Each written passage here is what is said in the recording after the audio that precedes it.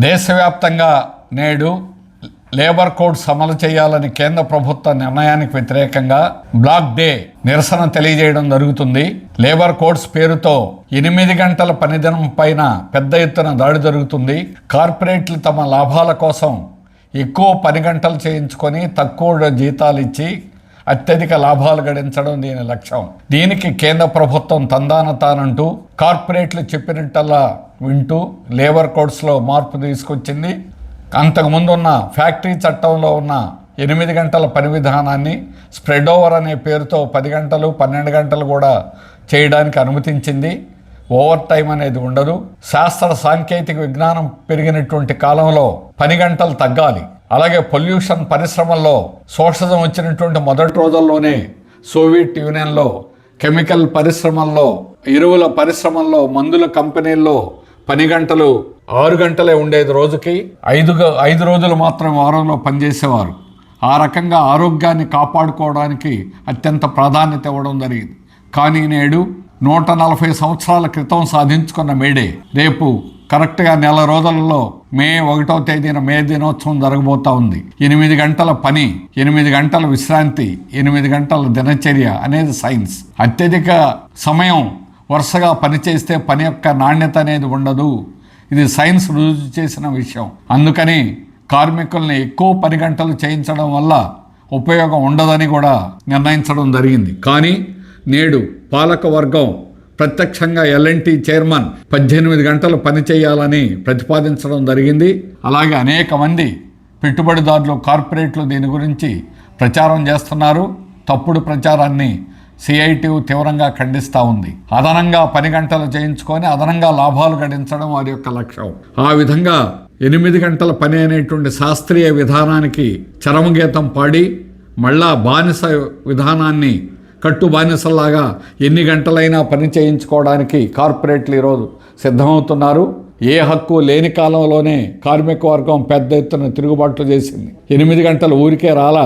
ఆ హక్కును సాధించుకోవడానికి ప్రపంచవ్యాప్తంగా పెద్ద ఉద్యమాలు సాగాయి. కార్ల్ మార్క్స్ కమ్యూనిస్ట్ ప్రణాళికలో 1848లో ఇచ్చిన పిలుపు, ప్రపంచ కార్మికులారా ఏకం కండి అనే పిలుపు 8 గంటల పనిదినం సందర్భంగా ప్రపంచవ్యాప్తంగా కార్మిక వర్గం ఒకటయ్యారు.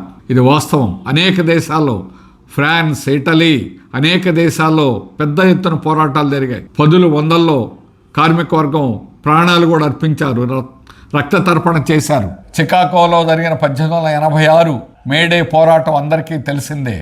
అంతేకాదు ప్రపంచంలో ప్రతి దేశంలో ఈ పోరాటం జరిగింది. మన దేశంలో ఈ హక్కులు సాధించుకోవడానికి చాలా ఆలస్యమైంది.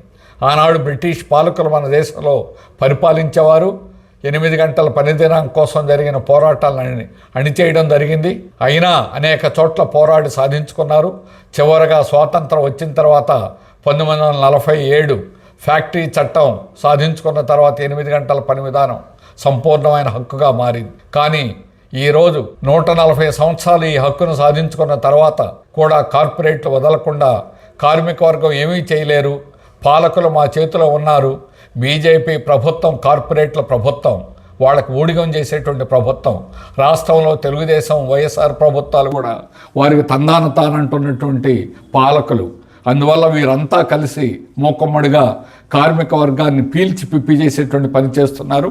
సర్వ సంపదను సృష్టించేది కార్మిక వర్గం. అటువంటి కార్మిక వర్గాన్ని మరింత ఘోరమైనటువంటి పద్ధతిలో ఈరోజు పీల్చి కార్మికుల రక్తాన్ని ఈరోజు జుంజుకుంటున్నారు. ఆ విధంగానే లేబర్ కోడ్స్ అనేటువంటి దాన్ని అమలు చేయడానికి సిద్ధపడుతున్నారు. కార్మిక హక్కుల్ని కాపాడుకోవడానికి కార్మికులు ఈరోజు ముందుకు రావడం ఎంతైనా అవసరం.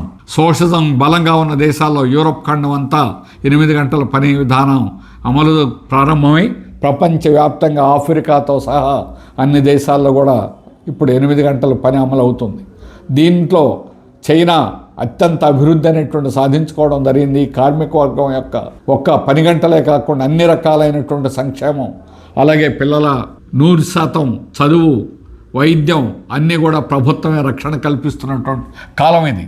కానీ భారతదేశంలో కార్పొరేట్లతో కుమ్మక్కైన బీజేపీ, తెలుగుదేశం ప్రభుత్వాలు కార్మిక వర్గం మీద ఉన్న హక్కులను తీసివేసి వారికి ఉపయోగపడేటువంటి విధంగా చేయాలని ప్రయత్నం చేస్తున్నారు. ఇదే ఈరోజు కార్మిక వర్గం మీద దాడి. మేడే సందర్భంగా యావత్ కార్మిక వర్గం ఇప్పటి నుంచి కూడా విస్తృతంగా ప్రచారం చేయాలి. ఈరోజు నల్ల బ్యాడ్జీలు, బ్యానర్లు, నల్ల బ్యాడ్జీలతో పని ప్రదేశాల్లో చేయడం వరకే పరిమితం కాకూడదు.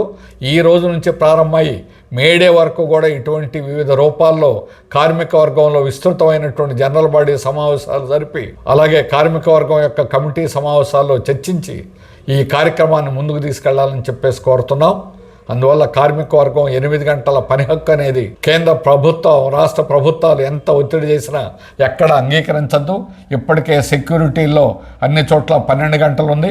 మెగా కంపెనీలో ఇటీవల అమరావతి ప్రాంతంలో ఒక పైపులను తగలబెట్టడం అనేటువంటి ఘటన కానీ చూసినట్లయితే 12 గంటలు 24 గంటలు పనిచేయించేటువంటి మెగా కంపెనీ అక్కడ అమరావతిలో ఈరోజు కార్పొరేట్లకి, అలాగే చంద్రబాబు నాయుడు గారికి అత్యంత ఆప్తులుగా మెగా కృష్ణారెడ్డి కంపెనీ గురించి మనకు తెలుసు.